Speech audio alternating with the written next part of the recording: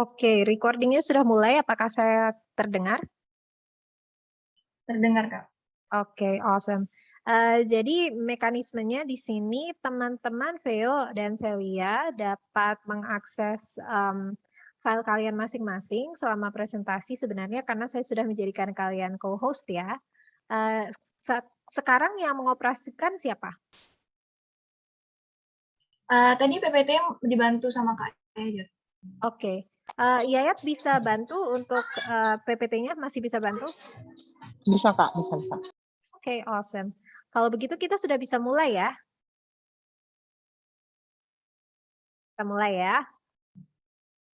Ya, oke. Sebelum kita mulai, saya akan mengucapkan sekali lagi selamat datang kepada semuanya dan selamat siang juga. Terima kasih sudah bergabung di sini di Eco Talk kita bersama Eco Ambassadors dan hari ini kita ada 2 pembicara spesial dari top 5 kita.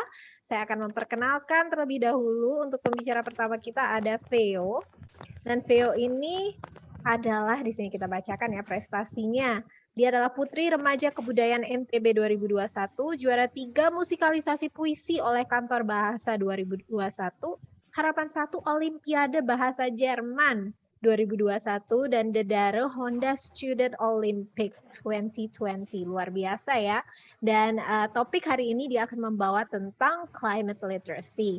Lalu pembicara kita yang kedua adalah perempuan yang tidak kalah cantiknya ya di sini ada Laurentia Celia dan dia adalah first winner of Startup Sprint 2021, Scholarship Awardee of Change the World Model United Nations Emirates 2021, and makeup artist of Marjani MG Miss Grand Indonesia 2014. Ini sangat multidimensi ya speakers kita ini di Eco Ambassadors. Kita sangat bangga sekali dengan diversity-nya, dengan multitalentanya. Gimana ya, kontribusi yang sangat beragam untuk Eco Foundation dari teman-teman kita. Baik, sebelum kita mulai saya akan meminta kepada peserta kita, kepada audiens kita untuk ingat untuk mute mikrofonnya ya. Jika ada kesulitan nanti saya bisa membantu. Dan kalau misalnya kalian mau mengaktifkan video so we can see your beautiful and handsome faces, that will be wonderful.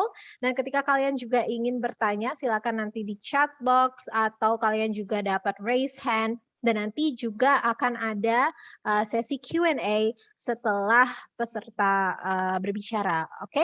Dan sesi untuk setiap speaker itu mendapatkan waktu 30 menit kurang lebih ya, dan 20 atau 15 menit awal dialokasikan untuk presentasi dan sisanya untuk pertanyaan. Begitu. Dan nanti kalau ada yang bertanya mungkin akan mendapatkan sedikit hadiah ya dari Eco Foundation. Jadi jika kalian berpartisipasi aktif, we want to appreciate that. Okay? So, without further ado, let's go. Veo, silakan, time is yours. Thank you, Mbak Naya. Selamat siang semua. Apa kabar? Ya, jadi perkenalkan nama saya Kamala Federatita. Biasa dipanggil Veo. Saya adalah salah satu bagian dari Eco Ambassador yang hari ini akan membawakan topik tentang climate literacy. Tapi sebelum kita tahu lebih lanjut lagi tentang climate literacy, saya akan menunjukkan salah satu isu atau problem iklim yang sampai saat ini masih ada gitu dan terjadi. Next slide. Oke, di sini ada laporan dalam State of the Global Climate 2020 yang disusun oleh Organisasi Meteorologi Dunia atau WMO dan dikeluarkan pada hari Senin 19 April 2021, di mana ini masih baru laporannya, dan ini menunjukkan data peningkatan suhu atmosfer bumi, di mana tahun 2021 peningkatan suhu atmosfer bumi itu sangat tinggi, dan ini dinamakan sebagai fenomena global warming.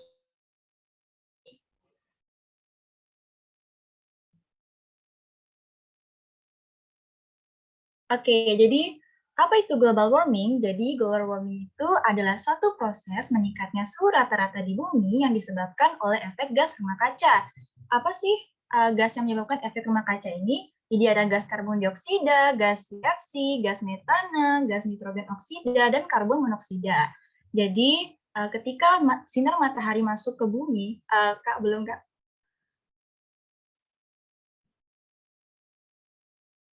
Slide sebelumnya, Kak. Oke, jadi ketika sinar matahari masuk ke bumi, yang harusnya panas itu dikeluar kembali ke angkasa, malah tertahan di bumi, di atmosfer bumi, dan menjadikan bahwa bumi itu lebih hangat. Itu seperti selimut bumi gitu.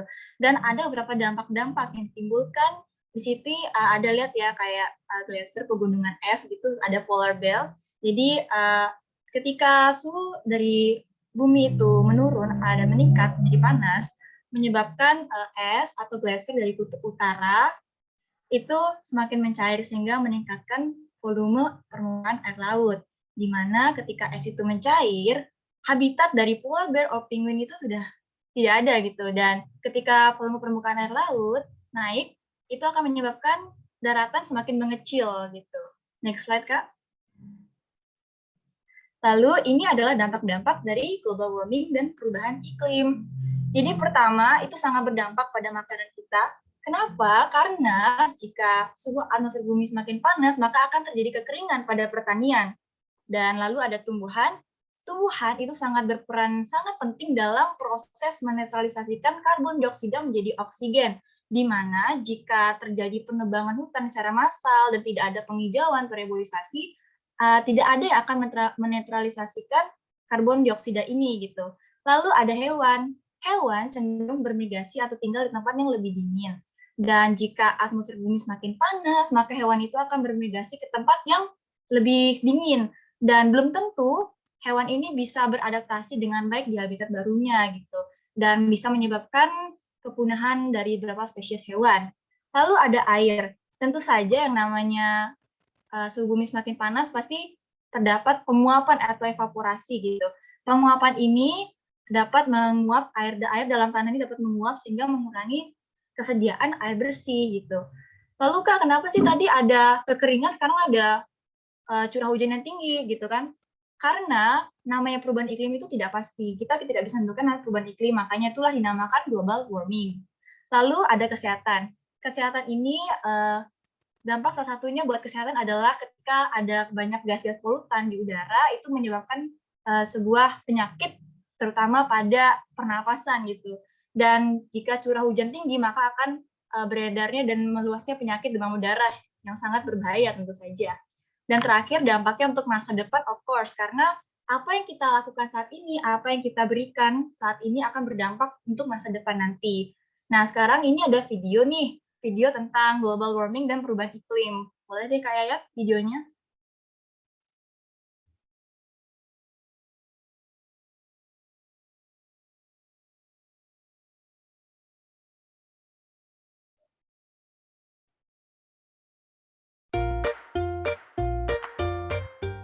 This is the world. That's you and that's me. The world has the perfect temperature to keep all living things alive and happy. This temperature depends on a balance. The sun's heat goes to Earth to make it warm.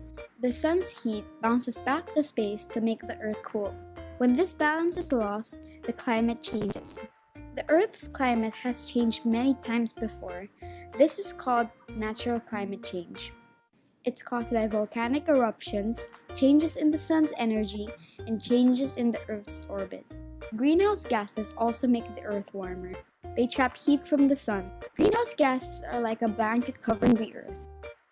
It started in the 1700s. Humans started to build more things. We burned coal to make electricity. We burned oil to make our cars and planes move. We use chemicals to make things. We cut down lots of trees. We burn gas to cook food.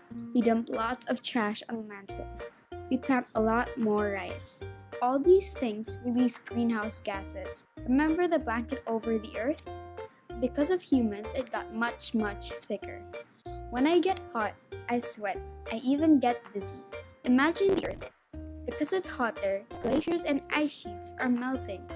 Seas are rising, storms are getting stronger, some places are getting dry, even the sea is getting warmer.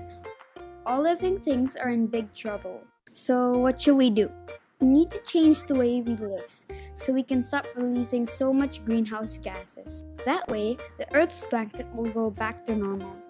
We also need to be ready for what climate change will bring. In December, there will be a big meeting of nations. They'll meet in Paris to decide how each country can help. Their decision will decide the future of Earth, our home.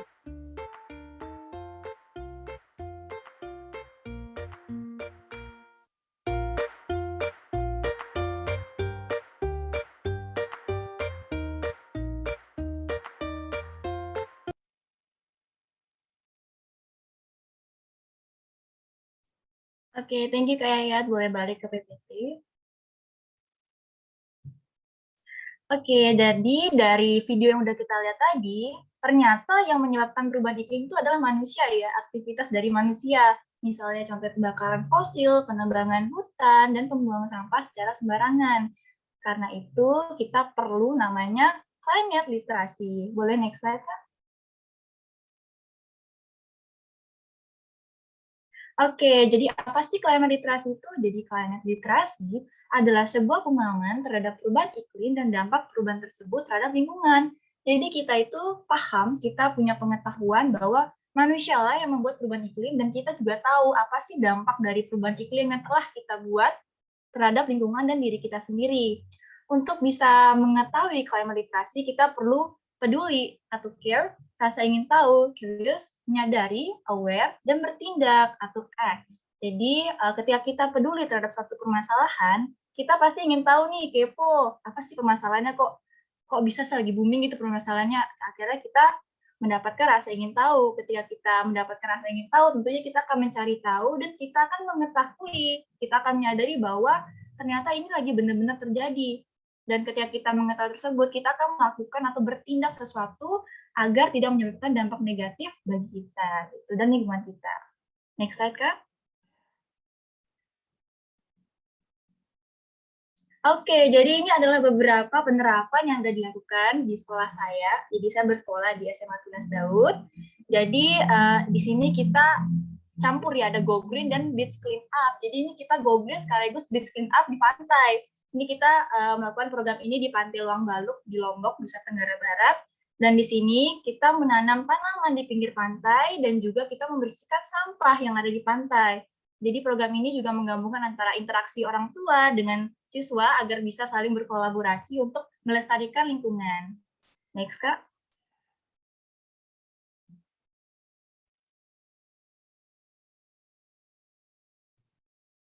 Oke, selanjutnya ada TDC atau Tunas Daud Camp. Jadi Tunas Daud Camp ini seperti camping, cuma kami memiliki kegiatan seperti kami diajari bagaimana cara menanam pohon atau mereboisasi dan berinteraksi dengan alam. Lalu bersepeda. Jadi mayoritas dari kami menggunakan sepeda ke sekolah supaya mengurangi gas emisi karbon yang beredar di udara gitu, untuk mencegah terjadi global warming juga. Oke, next slide, Kak. Nah, ada nih beberapa buku-buku yang sudah ada tentang untuk sebagai bahan edukasi teman-teman tentang perubahan iklim. Jadi pertama nih ada buku Climate Literacy, The Essential Principle of Climate Science. Jadi ini buku dari US dan ini buku keluaran dari UNT Library. Jadi kalian bisa mengakses di website ataupun internet. Lalu nih ada nih buku Why. Siapa sih yang nggak tahu buku Why kan? Buku Why itu sangat populer banget nih di kalangan anak-anak terutama kan, karena Why itu penuh gambar dan penuh dengan banyak sekali gambar-gambar yang memang biar buat anak-anak tertarik. Lalu di sini Why-nya ini berjudul Climate Change. Nah, kenapa saya memilih buku Why ini? Karena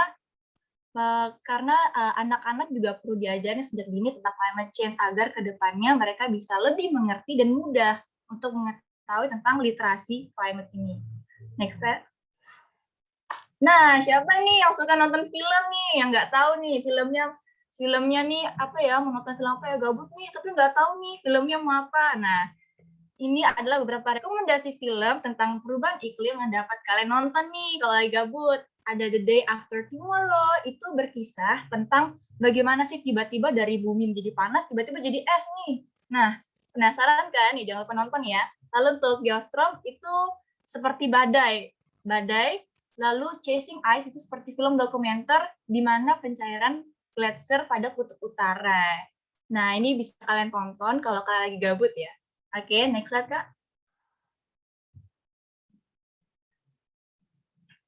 Oke, jadi kita di tahap bagaimana sih Kak, bagaimana sih cara melakukan, bagaimana sih peran kita sebagai generasi muda ya untuk menerapkan climate literasi ini. Jadi ada banyak hal nih yang bisa kita lakukan. Yang pertama kita bisa melakukan reboisasi atau penghijauan. Penghijauannya bisa dilakukan di rumah dengan menanam pohon ya, lalu membaca buku tentang perubahan iklim. Literasi itu berkaitan dengan namanya membaca ya.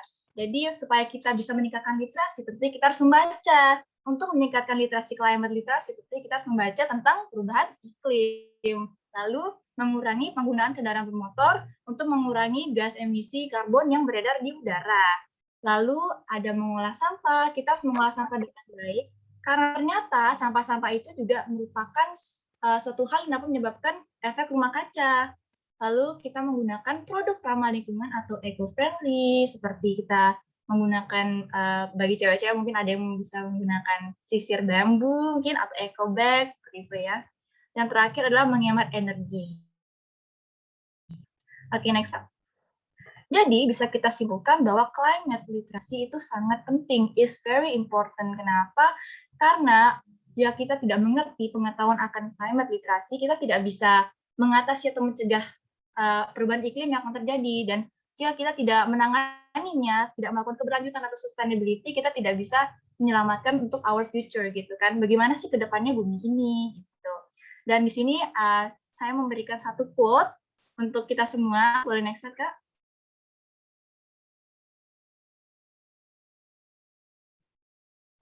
Oke, jadi quote ini dari Matt Miltenberger. And also we are the problem, we can also be the solution. Walaupun kita yang membuat masalah, tetapi kita juga bisa menyelesaikannya. Sekian dari presentasi saya. Terima kasih. Terima kasih Veo, luar biasa ya, tepuk tangan buat Veo. Terima kasih atas materinya tadi, banyak sekali hal-hal menarik di sana tentunya, dan mungkin dari teman-teman ada yang mau bertanya atau berkomentar, kita kasih kesempatan nih bagi yang mau bertanya kepada Kak Veo nih. Siapa ya? Adakah di chat atau adakah dari teman-teman di audiens? Silahkan.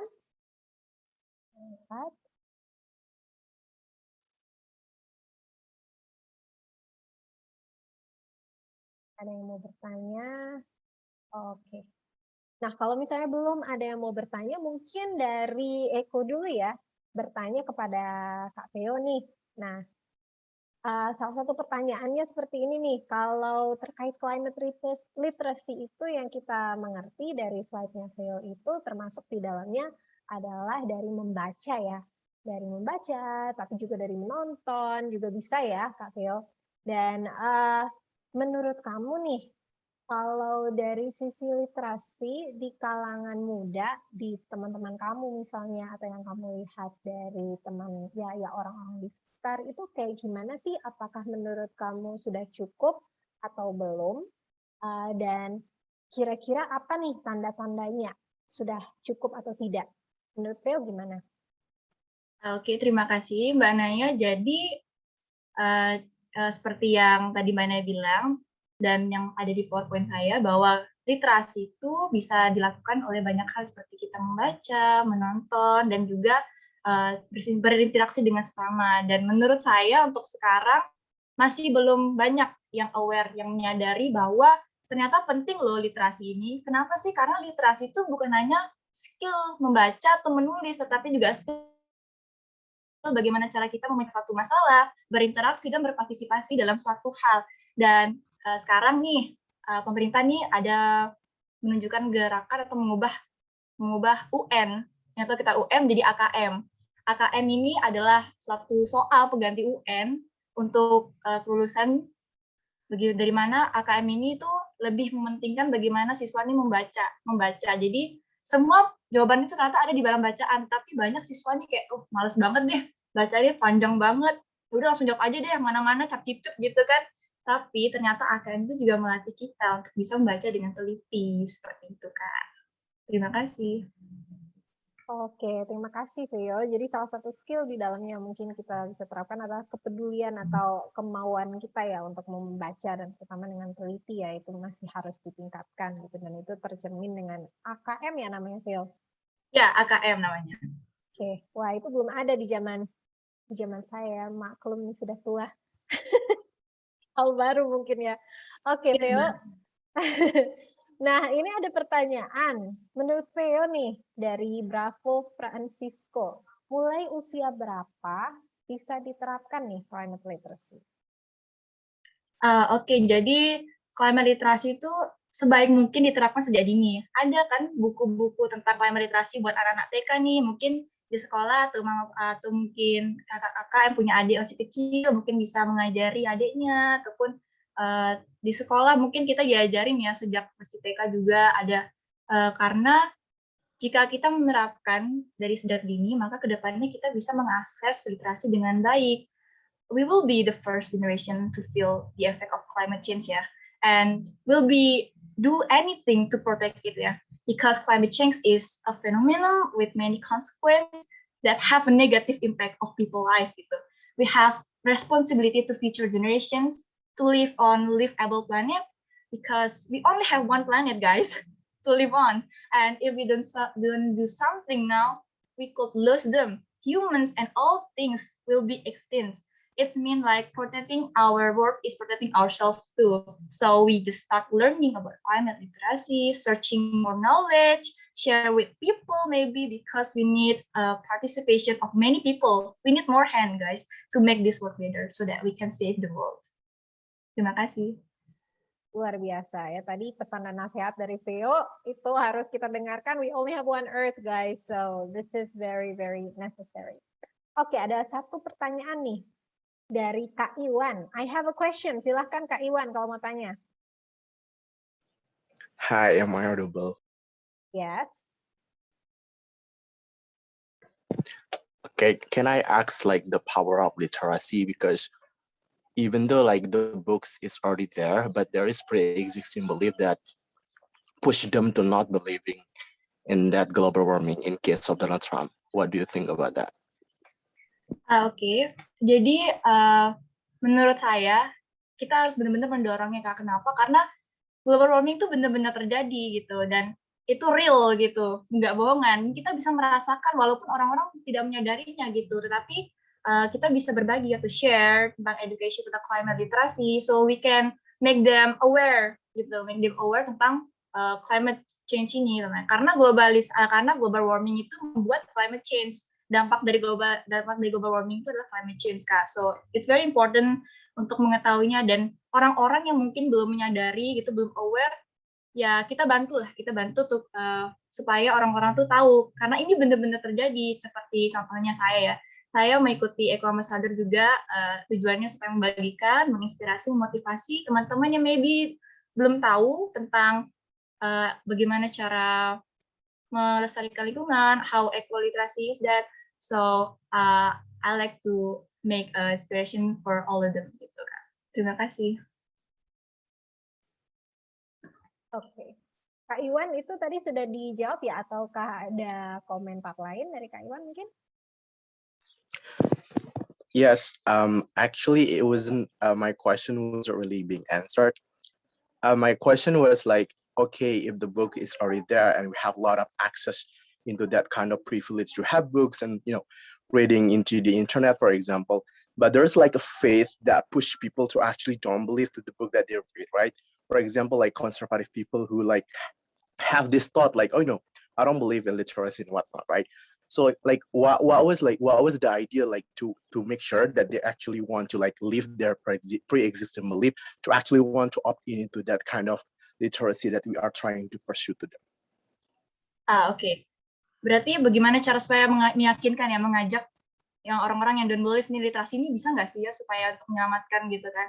Jadi ya itu, karena kenapa kok orang-orang tuh tidak berpikir, tidak menyadari gitu, tidak kayak apa ya, literasi itu bisa nggak ya, karena mereka belum merasakan yang benar terjadi gitu kan, karena mereka juga belum mendapatkan pengetahuan yang lebih gitu kan. Jadi we should have to have a literacy on. Kenapa? Karena ya seperti saya bilang tadi, karena literasi itu sangat mempengaruhi, bukan hanya sekedar kita membaca, menambah pengetahuan, tapi juga menambah skill kita untuk problem solving maybe. Dan mungkin orang-orang yang tidak percaya tersebut itu belum mengetahui, Kak. Dan tujuan kita di sini orang sudah mengetahui, kita sudah memiliki pengetahuan gitu untuk membagikan untuk share. Share itu bukan hanya sekedar kita seperti ini sosialisasi atau apapun itu, tetapi juga bisa seperti orang-orang di sekitar, maybe keluarga, teman-teman seperti itu Kak.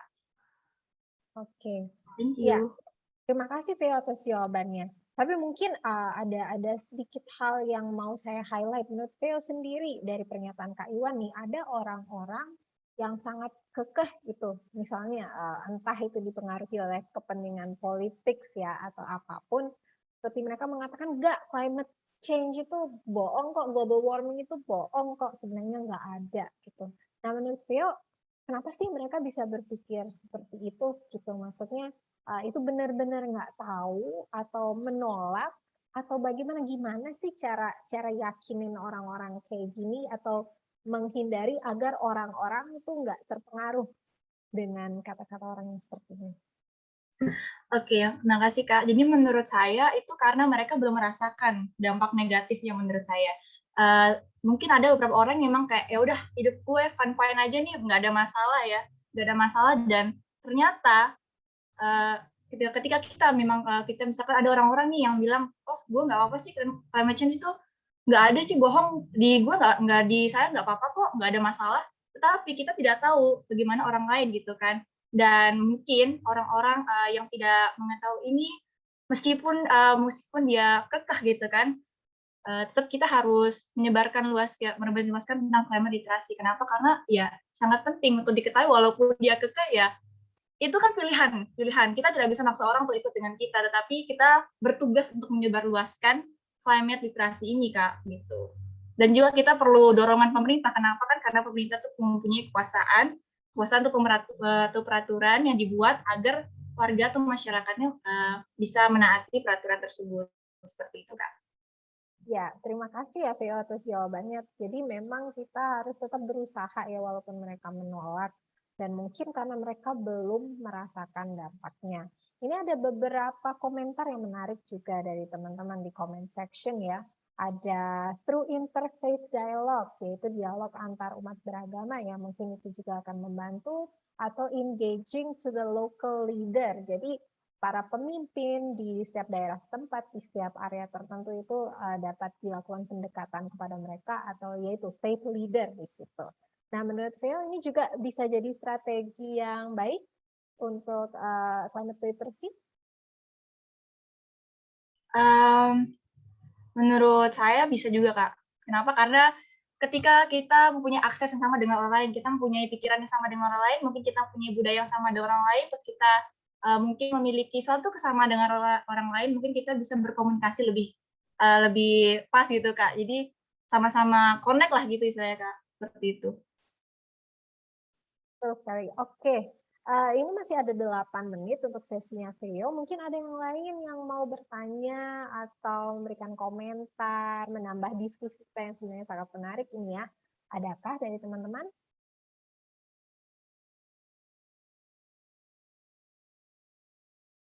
Oke. Nah, mungkin sambil menunggu ya ada respon dari teman-teman sambil mengumpulkan pikiran gini ya. Vio, saya sebenarnya masih penasaran sih, apa sih cara yang paling efektif nih? Karena kan tidak dapat dipungkiri ada beda generasi ya. Ada orang yang mungkin ya usia sekian ke atas, tapi ada juga generasinya Vio yang masih di high school, ada juga yang teman-teman dari university gitu ya. Sebenarnya untuk terutama generasi sekarang ya, generasi muda yang sekarang, apa sih strategi terbaik untuk climate literacy? Kalau misalnya mereka disuruh baca dari buku pelajaran misalnya masih kayak enggan ya, bagaimana sih kita melakukan pendekatan literasi terbaik di kalangan teman-teman Theo misalnya? Oke, kalau untuk di kalangan teman-teman saya kan mungkin ada beberapa kalangan beda kan, ada usia yang lebih tua, mungkin ada usia lebih muda, dan cara pendekatannya juga berbeda kan, nggak mungkin disamakan gitu. Dan untuk teman-teman saya sendiri, karena kami masih tergolong anak muda banget kan, masih masa-masa di mana masa-masa ya banyak kegiatan gitu kan. Jadi biasanya kami lebih menggunakan sosial media, kami berkomunikasi banyak lewat sosial media, dan kadang kami mengirimkan atau memberikan isu-isu gitu. Jadi dalam sebuah sosial media kami memposting isu-isu tentang guys ternyata ada kejadian ini loh guys gitu. Biasanya kalau udah ada postingan gitu masuk di grup, ngumpul semuanya ngumpul nih, ada apa itu. Nah, dari situ kan kita bisa memberikan informasi bahwa ini loh yang sedang terjadi, dan mungkin dari beberapa teman-teman juga kadang ada yang bertanya gitu, emang kenapa sih kita mau pikir itu, kenapa sih kita mau ngurusin itu, kan kok nggak penting sekali, mending yang lain aja, mending cowok ganteng atau apa gitu kan misalkan. Ternyata ada beberapa teman-teman yang memang kayak ya udah cuek aja, karena ya gue fine-fine aja seperti yang tadi gue bilang kan. Dan akhirnya ya nggak semua tahu bahwa ternyata nggak semua juga peduli bahwa ternyata planet kita nih, bumi kita nih sebenarnya lagi dalam keadaan aware gitu, lagi keadaan bahaya gitu. Dan dari situ saya juga berperan sebagai dalam Eco Ambassador, juga memberikan motivasi atau inspirasi bagi teman-teman, karena kalau generasi muda biasanya lebih suka yang bercampur-campur ala gaul gitu kan, entah itu kita buat reels, buat story, terus kita buat video maybe, terus kita kadang ya sambil call-callan gitu, seperti itu Kak. Oke, bagus. Terima kasih ya Veo atas inputnya. Sebenarnya itu memang menjadi tantangan ya. Mungkin kita bisa banyak tanya Veo atau dari teman-teman Veo tentang gimana sih untuk mengemas topik environment ini dalam package yang menarik gitu ya. Dalam bentuk yang akan bikin orang mau dengar. Seperti apa sih misalnya di Instagram tuh, trik-trik seperti apa yang akan bikin mereka mau lihat. Apakah orang yang berbicara itu harus menggunakan bahasa tertentu, apakah kita harus pakai hashtag tertentu, atau kuis, atau apa ya gitu, biar membuat itu lebih menarik lagi gitu. Kalau Theo sendiri nih, misalnya lagi scrolling, konten seperti apa sih yang paling bikin pingin baca, atau clickbait material itu kayak gimana? Sebenarnya untuk dalam postingan penting supaya orang itu mau baca gitu, sebenarnya dari judulnya sih Kak. Kalau judulnya menarik, orang-orang pasti ingin baca, kok judulnya begini ya, oh ya udah tuh coba klik dong baca gini-gini. Jadi supaya biasa sih anak-anak muda tuh suka ya dengan yang namanya gosip-gosip yang heboh-heboh gitu. Misalkan ada nih, misalkan wah hutan di Kalimantan sudah ditebang sebanyak 1.000. Nah tuh pasti orang berpikir, nah kok bisa sih 1.000 ditebang gitu kan? Ya akhirnya para remaja-remaja ini ya akan melihat gitu Kak, bener nggak sih, hoax nggak sih, karena rata-rata sekarang anak zaman now itu sangat peduli tentang akan adanya hoax atau enggak ya gitu Kak. Dan bagaimana cara kita supaya remaja-remaja itu mau lah lihat kita, kan mau lihat postingan-postingan tentang climate literasi itu dengan cara ya sesuaikan bahasa gitu lah, sesuaikan bahasa memang anak-anak muda yang memang untuk tujuannya, targetnya adalah anak-anak muda, seperti itu Kak. Dan mungkin bisa divisualisasikan lewat gambar juga, karena kebanyakan orang kalau cuma ngeliat tulisan doang, itu bosen Kak gitu. Lebih banyak gambar pada tulisan, seperti itu. Oke, betul. Berarti ya memang harus ada insentif atau intrigue secara visual ya. Visual itu sangat penting saat ini. Kita harus bikin misalnya foto yang menarik atau animasi yang menarik untuk agar orang-orang mau memperhatikan. Oke, ini ada pesan juga dari Eco Foundation. Tadi sempat bahas hal ini sama teman-teman yang lagi di Eco Trip. Memang butuh pendekatan yang berbeda untuk tipe-tipe orang-orang yang berbeda-beda. Iya, benar banget. Makasih ya, Mimin. Nah, menurut Veo sendiri, misalnya nih hari ini kan kita ngadain Eco Trip gitu ya. Itu kan sebenarnya salah satu upaya untuk attracting attention, dan semoga lewat itu bisa kasih literasi. Menurut kamu gimana tuh hal-hal seperti itu? Misalnya kita bikin stand atau ikut-ikut kegiatan yang ada, coba nyusup di situ untuk masukin nilai-nilai lingkungan. Menurut kamu itu cara yang baik nggak atau efektif nggak? Oke, berarti sekarang kita masuk ya cara Eco Trip. Oke. Jadi menurut saya sendiri sebenarnya itu hal yang bagus. Kenapa? Karena sama saja kita memperluas relasi kan. Ketika kita mengikuti sebuah acara ataupun sebuah vendor-vendor, jadi ada beberapa nih sebuah acara yang memang festival gitulah, festival. Ketika kita mengikuti festival tersebut, kita sama saja memamerkan produk kita. Ketika kita memamerkan produk kita, orang-orang akan mengetahuinya. Jadi ketika kita mengikuti berbagai banyak acara dan juga kita aktif sosial media, maybe terus kita tapi di sosial media itu juga harus menarik gitu, entah dari foto, maybe dari diskon, maybe karena kan kalau sekarang orang kan pada nyari diskon nih gitu biasanya. Dan juga bagaimana cara kita mempromosikannya. Promosikannya bisa dengan cara mungkin teman-teman yang lain menyebarkan informasi, bisa juga kita masukin ke sebuah komunitas yang memang khusus buat marketing dan untuk mempromosikan barang produk kita. Dan juga sangat penting ketika apa yang direlasikan oleh gambar itu sama dengan realita, Kak. Kenapa? Karena banyak orang nih yang bilang, ih gambarnya bagus, warnanya cerah, ternyata asli-aslinya kok butek gitu kan.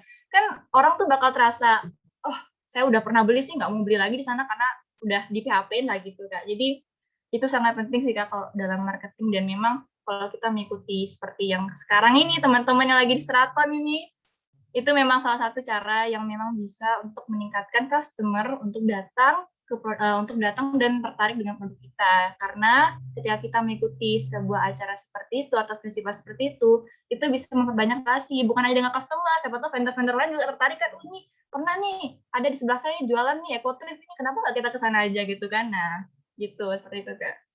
Oke, baiklah. Makasih ya komennya, Theo. Berarti emang ada dukungan nih, ada dukungan moral support buat teman-teman kita yang di sana masih di Seraton, tetap semangat ya bikin networking, lalu marketing yang baik, karena lewat itu juga kan kita bisa menyampaikan apa sih sebenarnya jadi pesan kita, menyampaikan pengetahuan, membuat orang sadar, dan setidaknya ada awareness, ada brand awareness di situ yang akan membuat orang curious, penasaran, dan akhirnya kita bisa menyampaikan materi ya, menyampaikan pengetahuan, sharing dengan orang-orang. Gitu. Jadi banyak sekali ya aspeknya, Theo, dari climate literacy ini, tidak hanya dari simply membaca atau menonton, tapi juga ada aspek sosial media, ada aspek marketing, ada aspek macam-macam, dan bisa kita bedah lebih lanjut lagi nih, kayaknya nggak habis-habis. Ya, ada mungkin beberapa patah kata untuk simpulan, Theo, sebelum kita lanjut ke pemateri berikutnya? Oke, jadi kesimpulan dari saya, climate literasi itu kan berhubungan dengan literasi iklim. Dan literasi itu berhubungan dengan pemahaman atau pengetahuan. Bagaimana kita memberi pengetahuan ataupun mendapat pengetahuan itu banyak caranya ya. Pengetahuan bisa kita dapatkan dari seseorang, bisa dari sosmed, atau bisa dari juga film, dari buku, dan banyak sekali. Jadi teman-teman, tolong saya mengajak kalian semua untuk lebih menyadari, karena nih planet kita ini cuma satu, teman-teman, dan kita harus menjaga planet kita supaya kehidupan kita bisa terus berlangsung. Apalagi sebuah planet itu tidak hanya ada kita aja nih, ada hewan-hewan, ada tumbuh-tumbuhan yang memang itu sangat related dengan kehidupan manusia seperti itu. Dan jangan kecil hati duluan lah, maksudnya kita nih udah buat masalah nih, gimana cara perbaikinya masih susah. Tidak, karena belum ada kata terlambat untuk mencoba, teman-teman. Jadi kita bisa memulai dari diri kita sendiri, mungkin kita bisa membagikan ataupun bisa melakukan peran-peran kita dalam keberlanjutan climate literasi ini. Terima kasih. Ya, terima kasih Theo. Thank you so much. Bagus sekali materinya, dan saya yakin teman-teman mendapatkan pengetahuan baru dan inspirasi baru dari kamu. Baiklah, kita akan ke pemateri selanjutnya. Theo sekarang bisa santai ya, bisa ya nanti menyumbangkan komentar atau questions buat yang berikutnya, yaitu Kak Celia. Right, Celia, time is yours. Halo, Sebentar, saya silakan. screen share dulu ya. Ya, silakan. Sebentar.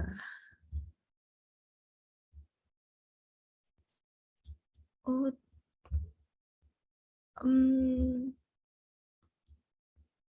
Oke, sudah bisa lihat yang saya sharing?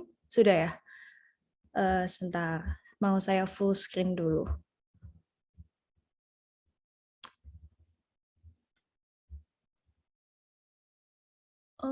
Bentar. Nah, gini. Jadi halo teman-teman semua. Halo dari Eco Foundation. Perkenalkan, nama saya Laurencia Celia. Panggil aja Celia. Saya tahu Laurencia tuh nama panjang banget dan nggak umum. Kadang suka sering salah omong ya.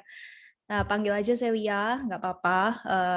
Dan di sini hari ini saya mau membahas topik yang menurut saya kayak kurang awam, topik yang saya juga heran kenapa kok jarang diomongin gitu ya kalau kita membahas tentang isu lingkungan gitu, yang namanya circular economy. Pasti banyak dari kalian yang mikir kayak, ini Eco Foundation ini organisasi lingkungan kan, kenapa kok kita malah bahas perekonomian di sini? Nah, sebenarnya ini tuh ada hubungannya guys sama perlingkungan gitu. Dan hubungannya tuh sebenarnya kayak apa ya, impact-nya tuh besar gitu loh sama lingkungan. Makanya saya sendiri juga sering heran gitu, kenapa kok ini tuh salah satu hal yang jarang banget dibahas lah kalau kita tuh bahas tentang isu lingkungan. Oke, langsung lanjut aja ya buat kalian yang kepo-kepo. Nah, di sini aku mau kayak tanya dulu lah pendapat dari kalian yang menonton nih, yang malu nggak berani open mic bisa jawab di bisa jawab di chat juga nggak apa-apa. Sebenarnya menurut kalian tuh ya perindustrian kayak pabrik gitu ya, perekonomian gitu-gitu, itu sebenarnya tuh mereka tuh merusak lingkungan atau malah memperbaiki lingkungan sih sebenarnya. Nah, di sini kayak aku kepo gitu. Menurut orang-orang di sini gimana? Boleh yang mau ngomong open mic boleh, yang mau jawab di chat juga boleh. Di sini bisa lihat chatnya nggak ya? Merusak, katanya merusak tuh Kak. Nah, rusak tapi ada yang menguntungkan juga. Nah, ini memang rasanya memang kebanyakan orang pasti mikirnya kayak gitu ya. Kalau pabrik itu merusak lingkungan gitu. Perindustrian itu merusak lingkungan gitu. Nah, next slide ya. Saya mau menunjukkan next slide saya. Sebentar. Nah, sebenarnya kayak saya sendiri nggak heran gitu ya. Kenapa kok banyak orang tuh merasa perindustrian pabrik-pabrik itu merusak lingkungan gitu. Tidak dapat dipungkiri banyak perindustrian tuh memang ya nyatanya ya merusak lingkungan gitu.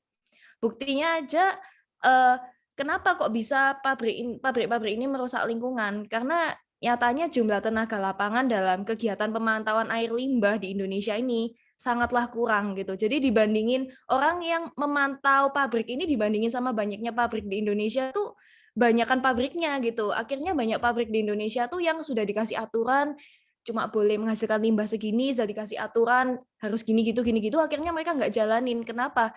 Ya karena nggak ada yang mantau gitu.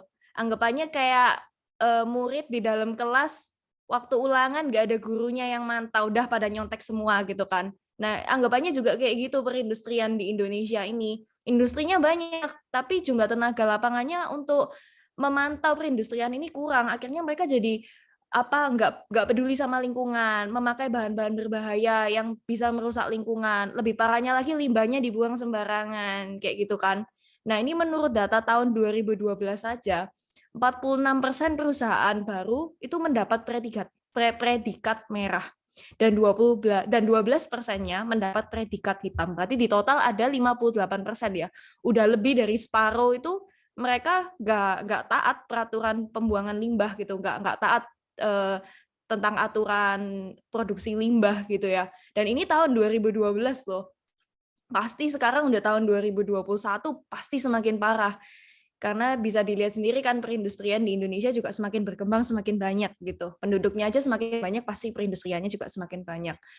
Dan sebagian besar dari akibat ketidaktaatan pelanggaran pengendalian pencemaran air dan pengelolaan limbah B3 ini ya itu tadi ya kayak lingkungannya tuh rusak itu tadi. Nah, di sini aku mau membahas sisi lain dari perekonomian gitu. Kalian tahu nggak sih kalau sebenarnya perindustrian tuh ada yang membantu lingkungan. Sebenarnya ada perindustrian itu yang bukannya malah merusak, malah mereka tuh dari bisnis mereka ini, mereka tuh berhasil kayak solve environmental problems yang ada zaman sekarang ini. Nah, ini yang disebut dengan namanya circular economy. Jadi circular economy itu apa sih? Circular economy, also referred to as circularity, is an economic system that tackles global challenges like climate change, biodiversity loss, waste, and pollution. Nah, sebenarnya apa sih contohnya circular economy ini? Karena saya yakin ini bukan kata-kata yang umum dipakai ya. Nah, sebenarnya ada loh perusahaan besar di Indonesia yang bahkan sudah sampai mengekspor produk buatan mereka dengan menggunakan circular economy ini tadi. Kebetulan banget beberapa hari yang lalu, dilihat dulu aja ya. Nggak akan habis nih bisnisnya kayak gini. Kenapa? Karena dari sampah itu diolah jadi barang jadi. Dari sampah yang dikumpul dari pemulung, udah gitu dijadiin biji plastik. Setelah itu dikategorikan sesuai dengan jenis plastik. Kenapa kayak gitu? Karena disesuaikan untuk produk plastik yang mau dibuat. Dari sampah plastik, biji plastik lalu jadi produk yang bernilai. Coba kalian bayangin, kalau ada jenis bisnis kayak gini di Indonesia, tidak ada lagi sampah plastik. Nanti ini jadi sampah, diolah lagi di produk, dan begitu terus. Setiap pebisnis harus bisa melihat peluang seperti ini. Dari yang awalnya masalah, sekarang jadi peluang bisnis. Dan ini diekspor loh. Nah, itu tadi contohnya ya, Napoli. Pasti udah banyak banget kan yang dengar Napoli. Pasti kalian semua punya kan ya, satu aja gitu, kursi plastik di rumah gitu. Saya pun juga punya gitu. Dan pasti mereknya dari brand ini nih, Napoli ini sering banget muncul. Memang mereka adalah perusahaan yang memproduksi plastik furniture terbesar di Indonesia. Bahkan seperti yang dilihat di TikTok tadi ya, sampai diekspor ke luar negeri. Dan ternyata nih mereka tuh menganut sistem circular economy loh, seperti yang tadi dilihat di TikTok ya. Kebetulan banget kok ya, kebetulan banget beberapa hari yang lalu ini video TikTok ini lewat di FYP saya gitu. Langsung cepet-cepet saya save, saya masuk add favorites gitu. Kebetulan kok sama banget sama topik yang mau saya angkat gitu ya. Seperti yang bisa dilihat sendiri tadi, mereka tuh mengambil sampah dari pemulung. Dari pemulung diambil, diolah jadi biji plastik, terus setelah itu diolah lagi jadi furniture plastik ini tadi. Yang nyatanya mereka ini sampai saking besarnya ya, jualannya udah bukan jualan di Indonesia lagi, sampai diekspor gitu. Nah, di sini karena kita mumpung lagi membahas tentang daur ulang plastik ya, perindustrian daur ulang plastik di Indonesia, saya mau kayak bahas lebih detail lagi lah ya tentang perindustrian plastik di Indonesia. Nah, ini adalah data yang saya temukan ya, nilai industri daur ulang plastik di Indonesia. Menurut data Kemenperin, investasi industri daur ulang plastik di Indonesia tuh mencapai 7,15 triliun per tahun dan menghasilkan nilai tambah hingga 10 triliun per tahunnya. Populasi industri daur ulang plastik di Indonesia saat ini mencapai lebih dari 1.300 perusahaan. Banyak banget ya. Dan mereka pun optimis sektor industri daur ulang plastik nasional ini akan terus bertumbuh seiring meningkatnya konsumsi plastik di dalam negeri. Pasar ekspornya pun juga terbuka lebar karena sekarang Tiongkok menutup sektor tersebut pada tahun 2017. Dan industri daur ulang plastik ini saat ini mampu mengelola 2 juta ton limbah plastik dari 6,8 juta ton. Jadi berapa banyak ya, sekitar 30% ya, dari 30% ini tadi, dari 30% limbah plastik ini bisa diubah menjadi barang baru dan dijual lagi. Industri daur ulang juga dapat menyerap tenaga kerja sebesar 3,3 juta. Dan daur ulang ini juga nggak cuma untuk daur ulang plastik aja, bisa juga dipakai untuk daur ulang kertas, daur ulang tekstil, dan daur ulang baja juga yang potensinya juga masih banyak banget untuk dikembangkan di Indonesia. Nah, sekarang kalian jadi mikir nggak sih kalau memangnya industri daur ulang plastik ini di Indonesia tuh besar banget dan bisa mengelola segini banyak limbah plastik di Indonesia, kenapa kok sampah plastik itu masih jadi masalah di Indonesia? Kenapa kok kita tuh masih kebingungan gitu sama banyaknya limbah plastik kalau kita sendiri sudah bisa mendaur ulang sebenarnya kan? Nah, di sini yang perlu digarisbawahi adalah circular economy ini juga ada tantangannya gitu loh. Salah satu tantangannya apa? Kesadaran konsumen untuk bijak menggunakan barang konsumsi dan bijak dalam membuang limbah barang bekas pakai. Yang bisa kita lihat sendiri lah ya, orang Indonesia seringkali kayak kurang bijak gitu. Masih sering pakai kresek sekali pakai, padahal tas punya tas di rumah banyak banget, tapi nggak pernah dibawa, lebih milih pakai kresek gitu. Terus juga buang sampah juga sembarangan. Nah, kita pikir-pikir lagi ya, tadi kan Napoli itu ambil plastik dari pemulung gitu ya. Yang pemulung pasti mereka ngambil plastik juga dari kayak pusat pembuangan sampah gitu kan ya. Tapi nyatanya nggak semua sampah itu langsung ke pusat pembuangan sampah gitu, karena banyak banget orang yang buangnya sembarangan, langsung dibuang ke kali, langsung dibuang ke laut, langsung dibuang ke sungai, langsung dibuang di tanah atau apa, yang itu pasti nggak mungkin pemulung tuh mungut dari sana gitu loh, karena mereka sendiri kan pasti langsung cari ke tempat yang banyak sampahnya gitu kan, biar mereka langsung bisa ngumpulin banyak sampah dalam sekali aktivitas gitu. Akhirnya yang sampah-sampah yang berserakan yang tidak dibuang pada tempatnya ini juga akhirnya nggak bisa didaur ulang, nggak bisa sampai ke perusahaan kayak Napoli ini tadi untuk diubah jadi produk baru gitu loh. Jadi memang kayak penting banget dia tetap, bukan berarti kalau kita sekarang bisa daur ulang plastik terus kita boleh pakai plastik sepuasnya gitu. pakai plastik terus aja udah gitu dibuang sembarangan lagi, ya jangan gitu. Mau gimana-gimana supaya circular economy ini bisa berjalan dengan baik, ya kesadaran konsumen itu juga penting gitu. Selain itu juga pemilahan, pengumpulan, dan pengangkutan sampah untuk didaur ulang tuh masih jadi tantangan juga buat circular economy di Indonesia ya. Seperti yang saya bilang tadi ya, kayak banyak sampah tuh juga yang nggak keangkut gitu, nggak keangkut karena ternyata dibuangnya sembarangan, apa kayak kelewatan atau gimana. Dan walaupun perindustrian daur ulang plastik di Indonesia ini terus berkembang, tapi nyatanya dibandingin dengan berapa banyak plastik yang kita produksi per harinya, per bulannya, per tahunnya, ya masih kalah gitu. Masih banyakan kita menggunakan plastik daripada kita mendaur ulang plastik itu tadi. Selain itu juga perizinan pengolahan limbah bahan beracun dan berbahaya sebagai substitusi material dan energi di Indonesia ini masih belum jelas perizinannya. Padahal sebenarnya limbah yang bahan beracun dan berbahaya ini daripada langsung dibuang ke laut, daripada langsung dibuang ke sungai, mencemari lingkungan, sebenarnya tuh bisa diolah lagi sebagai substitusi material dan energi. Tapi ya perizinannya tuh masih belum jelas gitu loh di Indonesia ini tadi. Nah, di sini hal yang mau saya bahas, yang mau saya tekankan di sini itu sebenarnya apa sih? Business isn't a bad thing. The people behind that business is the one who made it bad. Gitu. Saya yakin banget kayak tadi waktu pertanyaan yang pertama kali saya lontarkan ya, menurut kalian bisnis perindustrian itu merusak apa memperbaiki lingkungan sih? Saya yakin banget pasti banyak orang yang ngomong merusak.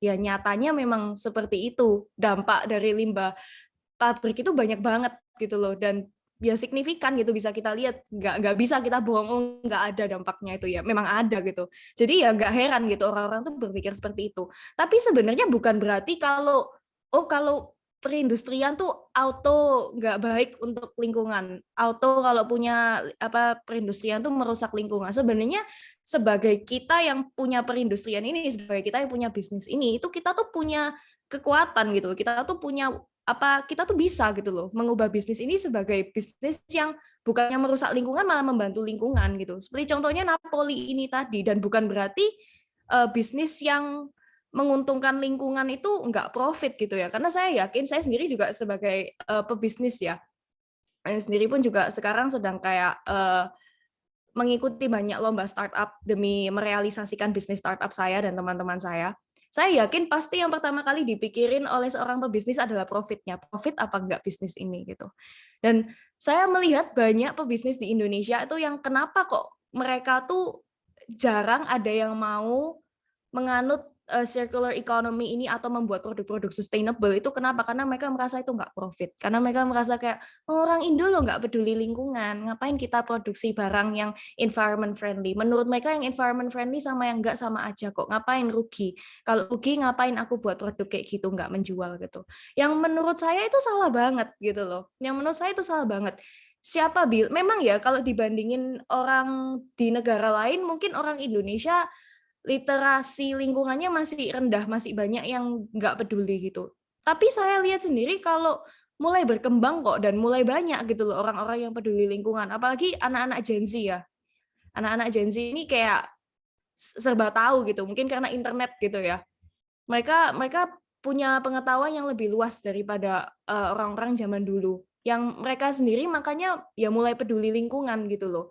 Seharusnya perusahaan itu nggak usah harus nunggu market demand-nya besar untuk produk sustainable, baru mereka bikin produk sustainable, baru mereka menganut produksi circular economy ini tadi. Contohnya aja ya dari buku yang pernah saya baca, yang waktu itu saya nggak sengaja ketemu di kampus saya. Namanya tuh Green to Gold. Yang itu adalah buku membahas tentang green business itu tadi. Yang di sana di buku itu dia ada menjelaskan bahwa dulu Toyota adalah kayak brand vehicles pertama ya yang berhasil membuat transportasi listrik dan berhasil memarketingkannya ke khalayak banyak. Padahal nih sebelum Toyota ini ada orang juga yang mereka juga mau bikin mobil listrik, tapi gagal terus. Karena banyak gagalnya ini tadi, akhirnya perusahaan-perusahaan lain jadi nggak mau bikin mobil listrik karena mereka ngerasa nggak profit, pasti gagal, nggak ada yang beli. Tapi Toyota maksa aku pokoknya mau bikin mobil listrik karena dia tahu kayak di bumi ini kayak nggak bisa terus-terusan pakai kayak mobil-mobil yang biasa yang pakai minyak bumi apa segala macam, itu nggak baik gitu loh. Kan dia tahu walaupun mungkin sekarang masyarakat tuh nggak sadar seberapa pentingnya pakai mobil listrik, pasti suatu hari masyarakat tuh sadar. Jadi dia kayak udah kayak faith leap aja gitu. Walaupun semua orang bilang, wah nggak mungkin bisa laku, dia tetap buat mobil listrik sampai akhirnya berhasil, dan dia berhasil memarketingkan mobil listrik itu, dan sekarang Toyota adalah brand vehicle terbesar di dunia gitu. Nah ini yang mau saya jadikan acuan gitu lah, jadikan contoh gitu ya, jadikan inspirasi gitu. Buat mungkin kalian di sini ada yang pingin suatu hari ya pingin punya bisnisnya kalian sendiri gitu. Jadilah pebisnis yang jangan cuma mikir profitnya aja, jangan cuma mikir cuannya aja. Gimana bisnis itu juga harus ya beretika dan bermoral gitu. Dan itu juga beretika dan bermoral itu bukan cuma terhadap manusia aja gitu, tapi juga ya terhadap lingkungan gitu loh. Toh sekarang buktinya bisnis yang baik untuk lingkungan itu bukannya impossible gitu loh. Buktinya ada dan buktinya berjalan dan buktinya besar, profit juga gitu. Terus kenapa kalian kok memilih bisnis yang bisa merusak lingkungan gitu sih. Jadi sekian adalah presentasi dari saya. Apa kiranya ada pertanyaan? Oke, terima kasih Celia, luar biasa ya, tadi banyak sekali pengetahuan yang mungkin baru bagi kebanyakan orang. Tapi buat teman-teman di sini bagaimana? Apakah ada banyak hal baru yang disampaikan, ada banyak fakta baru yang akhirnya ditemui di sini, ada penjelasan yang lebih jelas mungkin datang dari Celia? Bagaimana? Atau ada pertanyaan, komentar, silahkan. Siapa yang mau bertanya?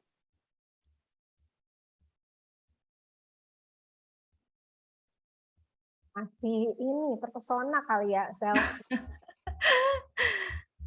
Masih membukukan pikiran. Tapi sebenarnya saya sangat tertarik dengan apa yang kamu bilang, kata-kata terakhir nih, hubungan antara circular economy dengan etika dan moral dalam bisnis. Ya, jadi kan kita dapat tuh dari film ya, dari media bahwa bisnis itu ya udah, kalau namanya bisnis ya bisnis aja, kalau misalnya nggak nyari untung itu mah hobi gitu. Iya, betul. Nah, menurut kamu berarti circular economy itu berusaha untuk menembus itu atau bagaimana gitu? Menurutmu bisnis itu seharusnya kayak gimana sih gitu? Nah, seperti yang saya bilang tadi sih, memang kebanyakan ya, kadang orang tuh kalau udah mata duitan gitu, udah dibutakan oleh uang, udah kayak nggak mikir, pokoknya duit, profit, cuan. Nah, itu yang ingin kayak saya tegaskan tuh tadi gitu. Makanya ya ini kan kita juga masih muda kan di sini, penontonnya apa masih muda. Mungkin suatu hari punya cita-cita, aku pingin bikin bisnisku sendiri, aku pingin bikin industriku sendiri. Jadilah pebisnis itu yang jangan cuma mikirin duit, profit. Dah aku nggak ngurus mau orang lain dirugikan, lingkungan dirugikan, apa ya aku nggak peduli. Pokoknya aku profit gitu. Jangan jadi pebisnis yang seperti itu. Dan juga saya merasa juga ya suatu hari mungkin kita sekarang kayak orang-orang Indo kurang kebanyakan masih kayak kurang peduli sama kayak lingkungan, tapi saya yakin banget suatu hari itu pasti kepedulian itu akan meningkat gitu. Kayak contohnya aja ya, kita bisa ambil dari kayak skincare gitu ya. Orang zaman dulu kalau bikin skincare ya udah pokoknya skincare, make up, pokoknya kelihatan bagus di kulit, udah produksi gitu. Mereka nggak mikir oh skincare itu harus no cruelty. Mereka nggak mikir oh skincare itu harus vegan, oh skincare itu harus gini gitu. Sampai akhirnya ada salah satu pencetus di dunia perskincarean, di dunia perkosmetikan yang kosmetik itu harus animal friendly, skincare itu harus animal friendly. Sampai akhirnya sekarang kalian kalau lihat semua brand kosmetik, semua brand kecantikan pasti kebanyakan kan udah pakai logo kan no animal cruelty kayak gitu, atau kayak vegan friendly, apa kayak hypoallergenic. Kenapa? Karena ya tuntutan masyarakat juga gitu loh. Masyarakat tuh terutama kayak yang Gen Z ini tadi ya, seperti yang saya bilang, kayak kita Gen Z itu punya akses internet tuh kayak besar banget gitu. Kita bisa belajar apapun dari internet gitu loh, yang membuat kita semakin aware sama lingkungan kita, sama surrounding kita gitu. Entah itu lingkungan, entah itu perekonomian, politik atau apa gitu. Yang itu bikin kita juga semakin selektif gitu. Semakin selektif. Kita kalau contohnya aja kayak kapan hari itu ada kayak suatu brand yang akhirnya kayak banyak orang tuh di internet kayak ngeboikot brand ini, kayak jangan beli dari brand ini. Kenapa? Karena ketahuan brand ini tuh tidak memperlakukan employee-nya dengan baik. Contohnya kayak gitu ya.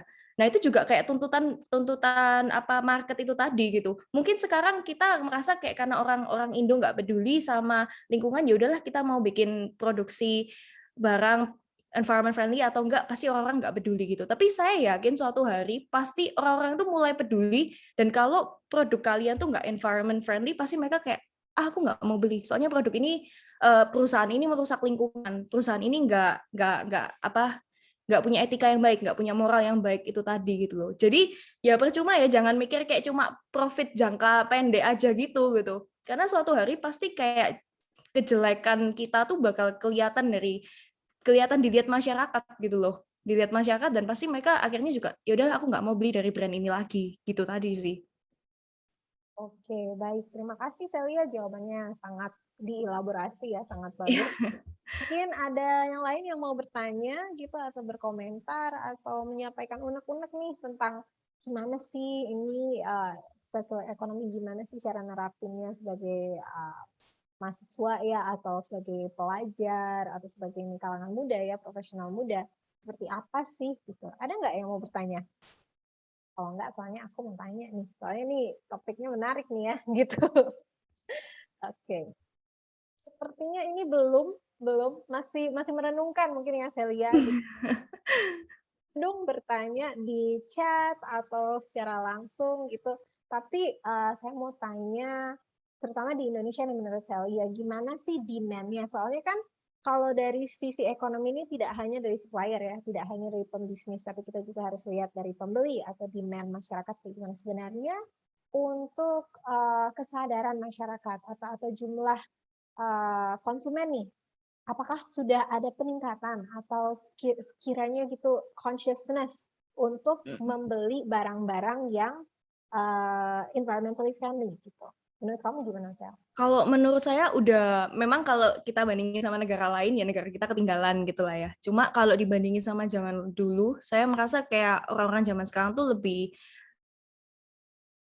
aware gitu sama environment gitu, lebih melek juga gitulah tentang kayak masalah-masalah environmental issue zaman sekarang ya. Kayak saya sendiri juga lihat kayak kapan hari contohnya plastik dari singkong, kresek plastik dari singkong. Yang itu pertama itu waktu itu cuma lewat di FYP TikTok saya, orang yang bikin video itu pakai bahasa Inggris. Jadi saya pikir orang luar negeri gitu kan. Ternyata orang Indonesia gitu. Dan ternyata plastik singkong ini sendiri itu udah umum dipakai gitu loh di Jakarta, di Bandung, di kota-kota besar gitu. Dan contohnya juga saya juga sering lihat juga kayak banyak cewek yang mulai beralih nggak mau pakai pembalut, mereka lebih memilih untuk pakai kayak Diva Cup apa kayak gitu. Dan seringkali juga saya lihat itu kan, saya tahu dari TikTok ya, karena saya aktif banget di TikTok. Saya lihat komentar-komentar orang TikToknya, kenapa kok mereka alasan memilih beralih ke Diva Cup, karena itu lebih environment friendly. Berarti itu tadi. Jadi saya lihat kayak, oh wow, ternyata kayak orang Indonesia kayak, ya walaupun kita masih ketinggalan ya dibandingin sama negara lain, kita udah mulai berkembang gitu loh, udah mulai banyak, terutama anak-anak muda gitu. Lebih kayak gimana supaya kita tuh nggak semakin merusak lingkungan gitu loh. Oke, bagus sih. Jadi sudah mulai ada ya. Iya, betul sekali. Daripada in the past. Ini ada komentar juga dari Kak Iwan. Plastik dari sampah tebu juga ada yang buat orang Indo katanya. Oh wow, kalau itu aku kurang tahu sih. Cuma ya itu memang kayak saya nggak pandang, memang lewat di FYP TikTok gitu kan.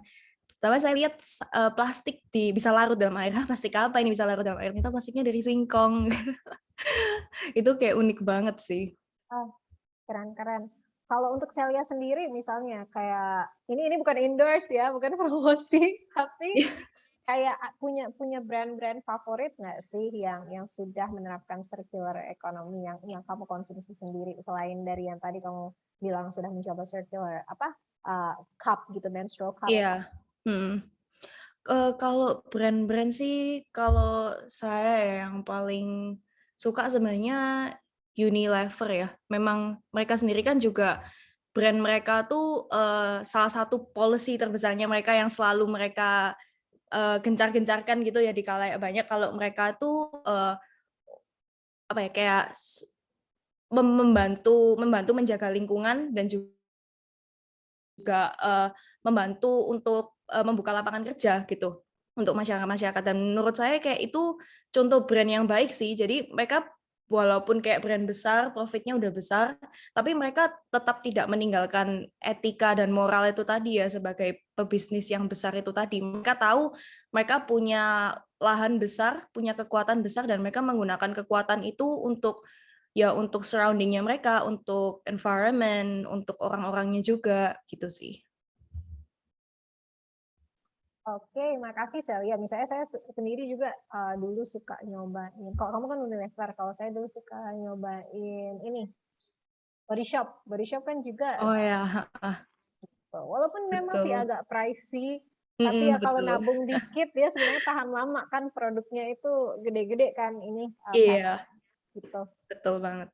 Ya, dan dia populer juga kan di Indonesia ya, banyak yang mengkonsumsi. Iya, memang waktu itu kapan hari juga sempet lewat di FYP ku sih, memang ada kayak satu small business brand gitu yang memang dia fokusnya untuk daur ulang plastik dan dia kerjasama sama body shop gitu. Jadi bikin wadahnya body shop tuh pakai plastik yang recycled gitu tadi gitu. Itu bagus banget sih. Ya, luar biasa ya. Jadi inisiatifnya sudah makin banyak dan itu juga memang sudah Betul. salah satu bagian dari CSR perusahaan juga sekarang ya. Iya, betul banget. Ini ada komentar nih saya lihat di chat, mungkin bisa dilihat. Dari Mimin nih tentang circular economy. Saya mau mengaitkan dengan electromobility. Bisa nggak sih diterapkan di sana menurut saya sendiri, karena industri electromobility Diterapkan. di Indonesia baru ada industri baterai terbesar di Asia yang dibikin di Jawa Barat kalau nggak salah. Jadi maksudnya electromobility diterapkan di Indonesia gitu ya? Circular economy tentang menurut kamu dikaitkan sama industri electromobility. Oh, oke. Jadi kalau menurutku sih memang ya bisa aja gitu. Pasti nggak mungkin lah ada yang kata nggak bisa gitu ya. Pasti bisa. Cuma memang di Indonesia ini masih banyak halangannya itu tadi ya. Seperti tadi kayak salah satunya yang tadi sudah saya sebutkan di presentasi. Dan untuk electromobility ini sendiri saya lihat kayak masalahnya kenapa kok masyarakat tuh masih kayak mikir-mikir untuk pindah ke electromobility. Pertama memang harganya mahal. Yang waktu itu juga saya sempat cari-cari ini iseng-iseng di Google. Kenapa sih kok mobil listrik tuh mahal gitu loh. Bedanya apa sih memang sama kayak mobil bensin biasa gitu. Kenapa kok mobil listrik tuh mahal, mobil bensin biasa tuh nggak sama mahal. Ternyata baterainya yang bikin mahal. Ternyata baterainya ini tadi yang bikin mahal. Yang mungkin sekarang di Indonesia belum ada ya mungkin ya perusahaan yang bisa bikin baterai mobil listrik ini tadi, yang makanya kita harus ekspor dari luar, yang makanya harganya mahal itu tadi ya, yang ya itu kayak susah ya kalau misalnya kan nggak semua orang bisa beli mobil yang mahal gitu itu tadi. Jadi ya kalau misalnya pemerintah memang benar-benar ingin menerapkan electromobility ini di Indonesia dan pemerintah mau mewadahi lah kayak saintis dan perindustrian di Indonesia supaya kita bisa bikin baterai kita sendiri supaya harganya lebih terjangkau dan bisa dipasarkan di khalayak banyak, kayak saya yakin orang-orang mulai bakal pindah ke mobil listrik kok, karena pengetahuan saya juga pakai listrik itu lebih murah daripada pakai bensin gitu. Orang kalau ada yang murah sama yang mahal pasti milih yang murah lah ya gitu kan ya. Saya yakin kalau itu pemerintah mau membantu dan memberi dorongan ke saintis-saintis dan perusahaan-perusahaan di Indonesia untuk bikin electromobility-nya mereka sendiri, saya yakin tuh kayak bisa segera diterapkan gitu di Indonesia. Oke, ya semoga ya itu segera lebih lebih meluas gitu diterapkannya. Betul. Dan sebenarnya seperti kayaknya di beberapa seminar sebelumnya itu memang sudah dalam proses ya, seperti di Lombok sudah ada gesit, ada lembui gitu ya, yang memang sedang berusaha di dalam bidang itu. Pak Peter Ko juga salah satu pendiri kendaraan listrik.net itu juga selalu mengusahakan itu ya gitu. Tapi memang kalau tidak ada support yang lebih banyak gitu, tidak ada insentif ekonomi yang lebih kali ya, terutama dari sisi spending yang bisa meringankan masyarakat, memang sulit ya. Dan tapi ada beberapa hal yang mungkin nggak diketahui masyarakat tentang misalnya harga yang sebenarnya sudah mulai lebih terjangkau. Iya. Ya bagaimana dari Mimin, ada yang mau dikatakan?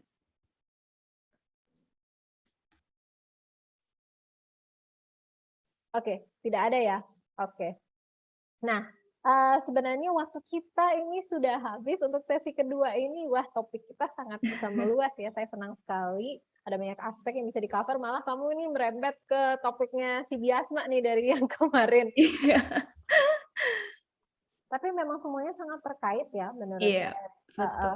Ketika kamu bilang tentang betapa itu masih gimana ya, masih perlu disosialisasikan dengan masyarakat, misalnya ketika kita ngomongin masalah pricing dan masalah circular economy yang belum diketahui masyarakat, itu juga berhubungan dengan topiknya Theo tentang climate literacy, ya kan gitu. Jadi sebenarnya semuanya bisa digabungkan. Nah, sebelum kita mengakhiri EcoTalk hari ini, mungkin ada beberapa kata untuk simpulan. Celia, silahkan. Jadi memang sebenarnya yang paling penting ya yang ingin saya sampaikan dari presentasi ini sendiri yaitu tadi untuk calon pebisnis di sini yang mungkin suatu hari kalian punya cita-cita lah ya, pengen punya bisnisku sendiri, pengen punya perindustrianku sendiri, ya itu tadi kayak jangan jadi pebisnis yang cuma mikirin profit dan tidak beretika dan bermoral gitu, nggak peduli sama apa dampak yang bisa mereka berikan gitu daripada ke lingkungan dan ke orang-orang sekitar gitu. Jadilah pebisnis yang kayak karena perekonomian itu apa ya kekuatannya sangat besar gitu loh di dunia ini, di negara manapun perekonomian itu kekuatan sangat besar gitu. Makanya banyak orang bilang world runs on money gitu loh. Nah makanya kalian kalau sebagai orang besar yang punya kekuatan yang besar, tanggung jawabnya juga seharusnya besar gitu, jangan disalahgunakan. Nah itu tadi sih, jadi saya juga kayak ingin mengubah persepsi itu tadi bahwa kayak apa ya perindustrian itu merusak lingkungan. Tuh saya berharap dengan mensosialisasikan seperti ini kayak banyak orang-orang calon-calon pebisnis atau mungkin yang pebisnis itu sadar gitu kalau oh they have to change their way gitu loh.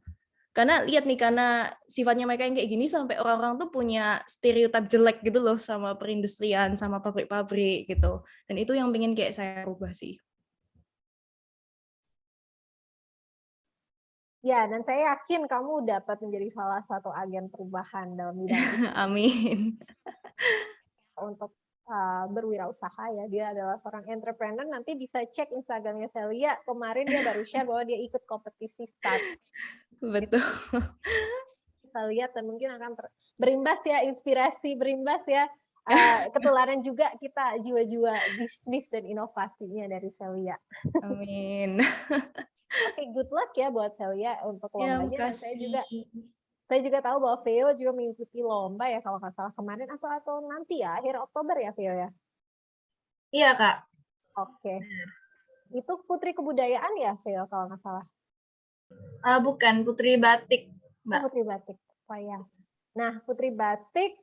Nah, seperti yang saya katakan ini semua Eco Ambassadors-nya sangat talented ya. Mereka mengikuti banyak hal dalam bidang yang berbeda-beda. It's very diverse community. I'm so proud of them all. Jadi ingat untuk saling support ya. Kalian bisa kepoin mereka dan lihat proyek apa saja yang mereka ikuti karena seperti kata Mimin tadi di dalam kolom chat sebenarnya semua hal ini sangat terkait. Environment itu berimbas kepada kita semua. Jika teman-teman melihat EcoTalk dengan teman kita yang dari Polandia kemarin, kita dapat melihat garis merah yang menghubungkan antara budaya, antara agama, antara science, ekonomi ya, semuanya itu terkait. Environment encompasses everybody, ya. Jadi sekali lagi terima kasih atas partisipasi teman-teman di sini, terima kasih atas positivity-nya, terima kasih kepada kedua speaker kita yang sangat luar biasa. Kita ucapkan selamat dan juga good luck kepada semua peserta kita yang masuk dalam top 5. Ada Abi, Biasma, Yayat, Celia, dan Veo. Dan nanti di tanggal 9 Oktober mereka akan berjuang di babak Grand Final yang merupakan puncak dari semua acara Eco Ambassador ini. Jadi sekali lagi good luck dan kita tunggu kehadiran teman-teman di acara itu juga ya. So Eco Foundation di sini signing off. We'll meet you again. Salam hijau semuanya. Goodbye. See you. Silakan boleh meninggalkan ruangan. Saya akan stop recording.